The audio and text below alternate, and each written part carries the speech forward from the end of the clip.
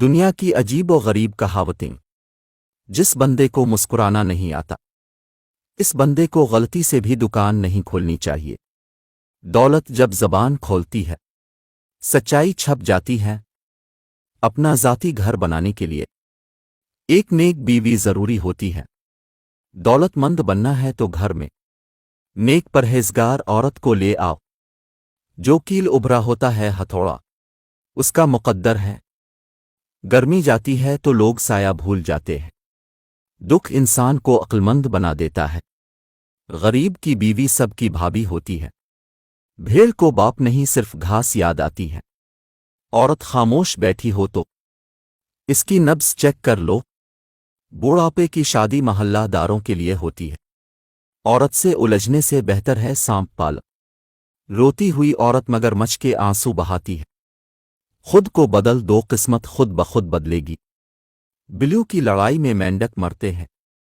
انتظار آدھی موت ہوا کرتی ہے۔ تم کسی کی مدد کرنا چاہتے ہو تو تم دوسروں کو مچھلی دینے کے بجائے مچھلی پکڑنا سکھاؤ۔ مچھلی اور مہمان سے 3 دن بعد بو آتی ہے۔ جس کی جرابیں پھٹی ہوئی ہو اس کو چاہیے کہ فوراً پہلے شادی کر لے۔ شراب مفت ملتی تو قاضی اپنے لیے حلال کہتا۔ جوتا پہننے سے پہلے کبھی بھی پانی نہ پیا کرو، ورنہ جب تم جوتا پہننے کے لیے جھکو گے پانی سانس کی نالی میں جا سکتا ہے۔ نہانے سے قبل ناف میں زیتون کا تیل ہر حال میں لگایا کرو، جسم میں بدبو اور میل جلدی نہیں آئے گی۔ روٹی کھانے سے پہلے 1 عدد بڑی الائچی کھا لیا کرو، روٹی جلدی ہضم ہو جائے گی۔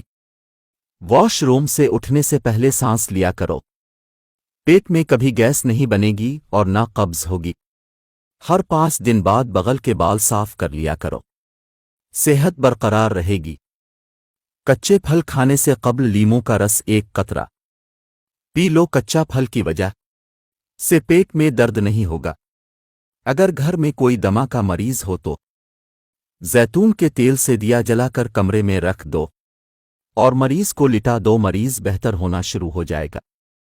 سرما لگانے سے پہلے آنکھوں کو 3 بار تیزی سے جھپکایا کرو، آنکھوں کی بینائی بڑھے گی۔ دودھ پینے سے پہلے کیوی پھل کھایا کرو، دانتوں میں کیڑا نہیں لگے گا۔ تمہارے بدن کی خارش نہ جا رہی ہو تو تھوڑی دیر کے لیے گھوڑے کے پیچھے کھڑے ہو کر پانی پی لو، تمہاری خواہش ختم ہو جائے گی۔ چھاتی سے سبز رنگ کا بلغم نہ رک رہا ہوتا دودھ میں تلوں کو بھون کر کھا لو، بلغم رک جائے گا۔ ناخنوں پر دھبے آ رہے ہو تو ناخنوں پر بھنڈی کاٹ کر